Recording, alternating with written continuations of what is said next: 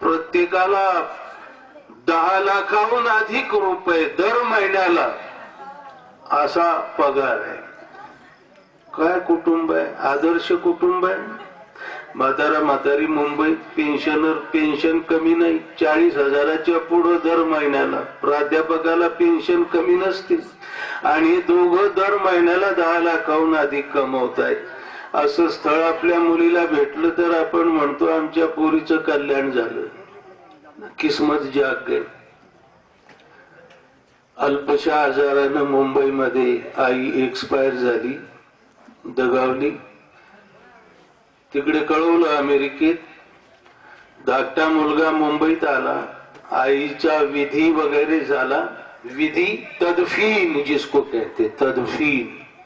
आईचा विधी वगैरे झाला आणि आता एअर कंडिशन्ड बंगल्यामध्ये दुःखी एक्स प्राध्यापक बाप धाकट्या मुलाला विचारतो, बेटा अरे थोरला नाही आला, दादा नाही आला. आणि तो म्हणतो, पप्पा दादा असं म्हणाला, थोरला असं म्हणाला की असं कर, आता मम्मीच्या वेळेला तू जाऊन ये, पप्पांच्या वेळेला बापाच्या वेळेला मी जाऊन येईल. ही समस्या आहे. माणसा कधी होशील रे माणूस. माणसाला माणूस बनवणं. डॉक्टर झाला तो, इंजीनियर आहे तो, क्लास 1 अधिकारी आहे तो, सब कुछ बन गए हो तुम, लेकिन इंसान कब बनोगे? माणूस कधी बनशील तू? माणसाला माणूस बनवणारा पैगाम हा पैगंबर मोहम्मद सल्लल्लाहु अलैहि वसल्लम यांचा पैगाम आहे. माणसाला माणूस बनवणारा पैगाम आहे. काय पैगाम आहे तो? खर तर पैगंबर या शब्दाची चर्चा अगोदर झालेली आहे. जो पैगाम पोहोचवतो जनसामान्यांपर्यंत त्याला म्हणतात पैगंबर. पैगाम पासून बनलाय पैगंबर. पैगाम म्हणजे मेसेज, पैगाम म्हणजे संदेश.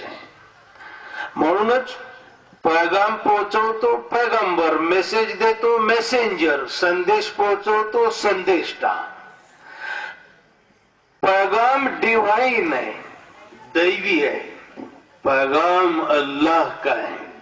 संदेश ईश संदेश है. साऱ्या सकल चराचर सृष्टीच्या निर्मात्याचा पैगाम आहे आणि अखिल मानव जातीसाठी आहे. पैगंबर या शब्दाचा अर्थ.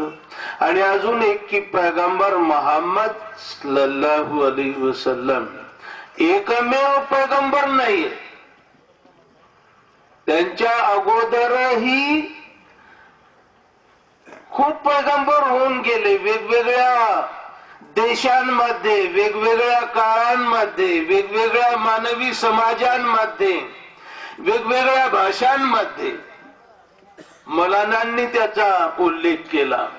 पैगंबर मोहम्मद साहेब म्हणाले की एकंदर 1,24,000 पैगंबर या धर्तीवर झाले. खर तर पैगंबरीची जी सुरुवात आहे ना, पहिले पैगंबर कोण आहेत या पृथ्वीवरची? ते आहेत आपणा सर्वांचे, समस्त मानव जातीचे आदि पिता आदरणीय आदम अलैहिस्सलाम. पहिले पैगंबर आहेत आणि पहिले मानव पण आहेत. पहिला मनुष्य या धरतीवरचा, पहले इंसान इस दुनिया के हजरत आदम अलैहिस्सलाम. प्रथम मानवही आणि प्रथम पैगंबर आहे. मला वाटतं देशमुख साहेब असं म्हणाले की पैगंबरांनी इस्लामची स्थापना केली. पैगंबर मोहम्मद सल्लल्लाहु अलैहि वसल्लम इस्लामचे संस्थापक नाहीत. हा खूप मोठा गैरसमज आहे. त्यांनी इस्लामची स्थापना केली नाही. पैगंबर आदम अलैहिस्सलाम जे होते ना, त्यांचा जो पैगाम होता तो पण हाच पैगाम होता. त्यांच्यानंतर जेवढे पैगंबर आले धरतीवर त्या सर्वांचाही पैगाम तोच होता. पैगंबरी श्रृंखलेतील शेवटचे पैगंबर आहेत, अंतिम पैगंबर आहेत मोहम्मद सल्लल्लाहु अलैहि वसल्लम. जिथे पैगंबरी श्रृंखला संपुष्टात आली.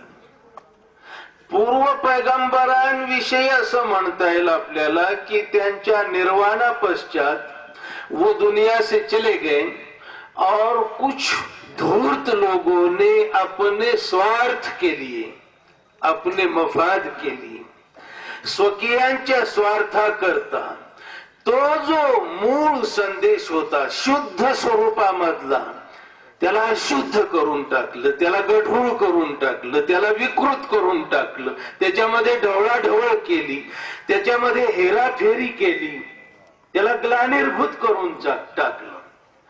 ज्या मूळ शिकवणी त्याच्यात नव्हत्या त्या त्याच्यामध्ये स्वतःतर्फे घुसडून दिल्या आणि ज्या त्याच्या उदात्त शिकवणी होत्या त्या त्याच्यातून काढून टाकल्या.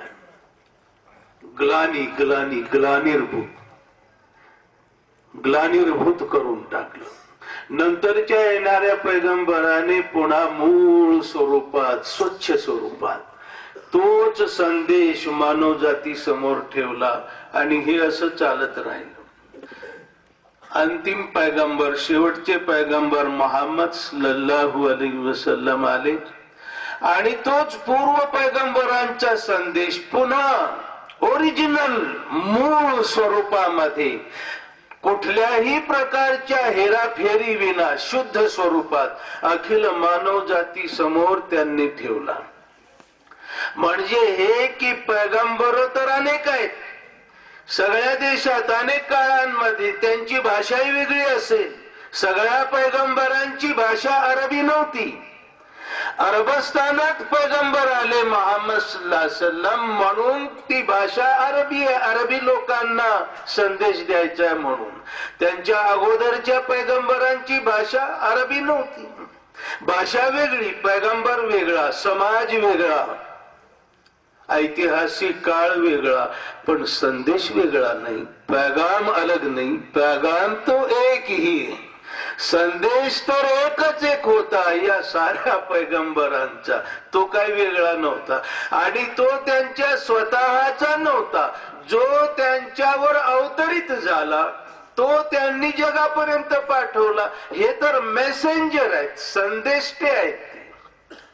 पोस्टमन जसा असतो, पत्र जसं वरून आलं तसं तो ज्याच्या नावाचं आलं त्याच्यापर्यंत पोहोचवतो. हे पत्र का पोस्टमनच आहे का? पत्र पोस्टमनचं नाहीये, पैगाम पैगंबरांचा नाहीये. पैगाम तर डिवाइन है, ईश संदेश है. पैगाम खुदा का है, पैगंबर का नहीं.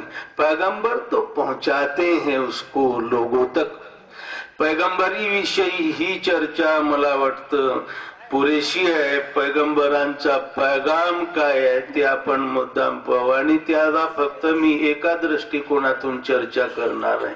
जो भ्रष्ट विचार मनमस्तिष्कात बसलाय ना तो हा आहे की दुनिया अंधेर नगरी है, अंधेर नगरी. खाओ पियो और मजे उड़ा लो, कोई देखने वाला नहीं और कोई पूछने वाला नहीं. मोकळं रान आहे, मोकळं रान. कुरडे कुरड, कसही चरा, कुठेही चरा, कितीही चरा. हा भ्रष्ट विचार आहे. दुनिया अंधेर नगरी. जा कसला जाब, कसला जबाब, अरे कसला न्याय, कसला निवाडा आणि कसला आरामाचं, कसलं कष्टाचं काय घेऊन बसले. आने दो बस, योद्या माल चाहिए माल. क्या नंबर दो और क्या नंबर एक, किस जमाने की बातें कर रहे हो. हा भ्रष्ट विचार मन मस्तिष्कात बसलेला आहे. अंधेर नगरी है, मोकळं रान है, कोई पूछने वाला नहीं, कोई देखने वाला नहीं. गंगा बह रही है, हाथ धो लो बस.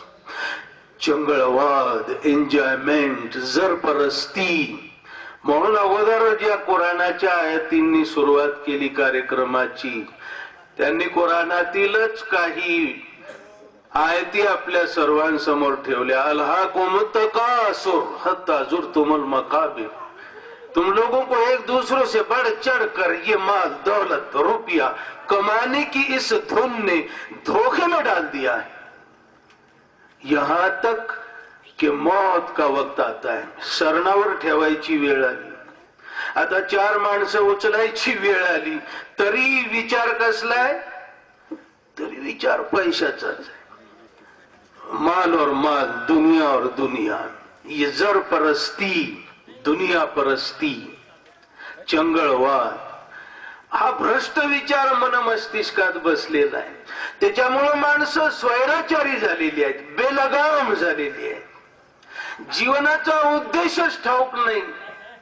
जन्म आहे कशाला, मुळात काय जीवनाचा उद्देश, काय सार्थक कशामध्ये आहे जीवनाचं, यश कशामध्ये आहे जीवनाचं, वास्तविक यश।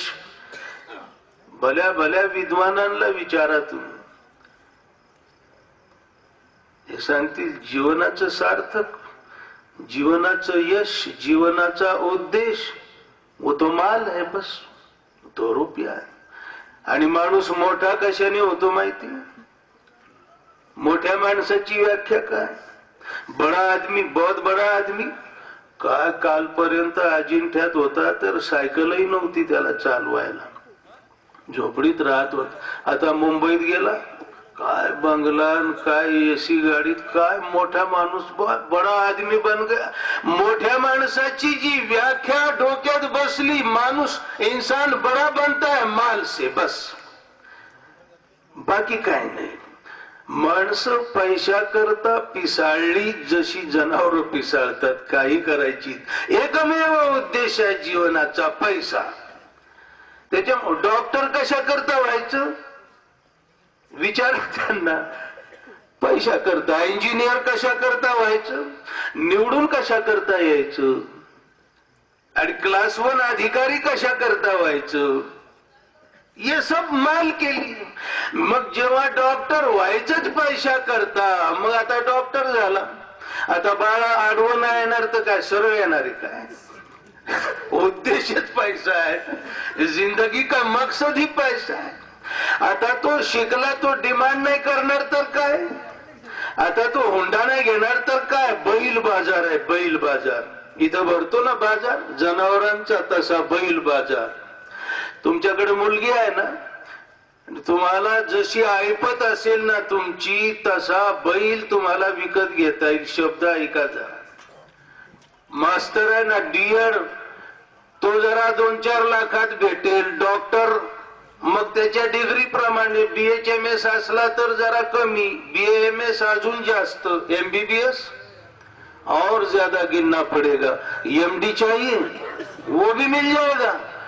तुमची जर ऐपत असेल ना तर MD पण भेटेल, कलेक्टर पण भेटेल, पण तुमच्या ताकदीवर आहे। हा बाजार जो आहे ना, अरे हे शिकले का हुकले, मार्केटिंग, लेना और देना, व्यवहार, सोयरीकी मोडतात देण्या घेण्यावरून। त्याच्यामुळं श्री भ्रूण हत्या, त्याच्यामुळं मग हे सगळं, हे या सगळ्याचं मूळ कारण जे मी म्हणत होतो, स्वैराचार। दुनिया अंधेर नगरी, खाओ पियो और मजे उड़ा लो, जिंदगी हंसने गाने के लिए है, पल दो पल, मेलं मातीत गेलं म्हणजे संपलं,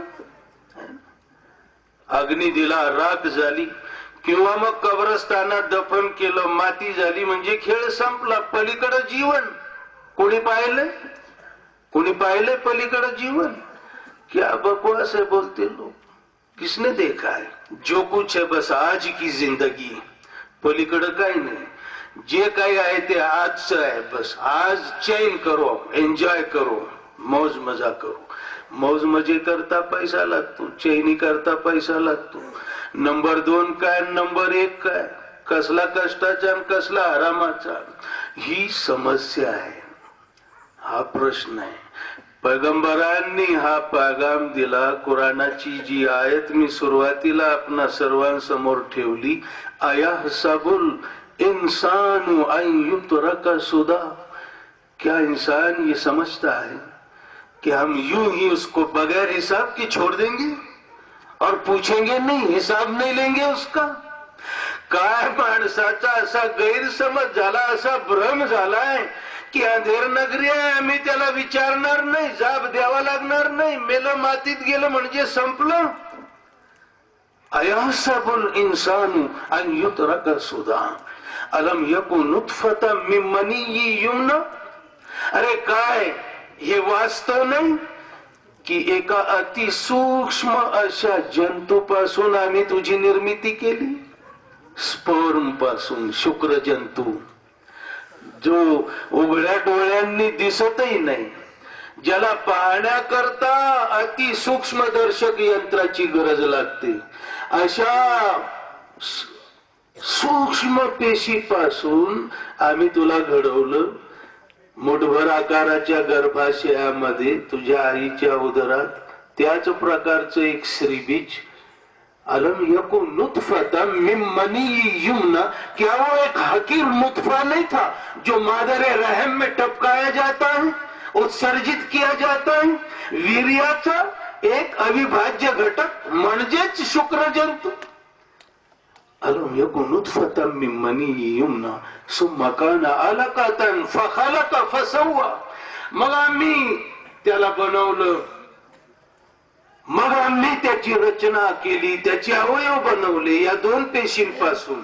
ही पचन संस्था, ही श्वसन संस्था, ही रक्ताभिसरण संस्था, हे हृदय, हे डोळे, ही जीभ, हा मेंदू. कॉम्प्युटरचं युग आहे ना,